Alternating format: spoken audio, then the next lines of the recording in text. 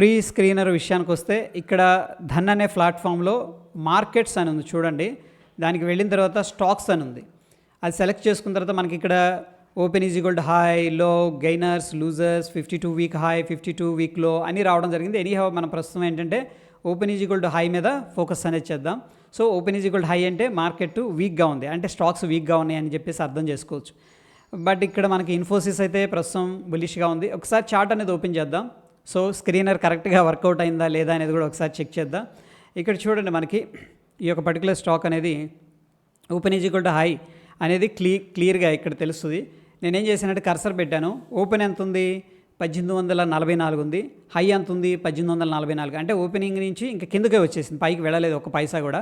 So డెఫినెట్గా దీంట్లో మనం ఎంట్రీ ఎలా తీసుకోవచ్చు అంటే కొంతమంది 15 మినిట్స్ ఫాలో అవుతారు, కొంతమంది 5 మినిట్స్ ఫాలో అవుతారు, కొంతమంది ఈవెన్ 1-2 మినిట్స్ టైం ఫ్రేమ్లు కూడా ఫాలో అవుతారు.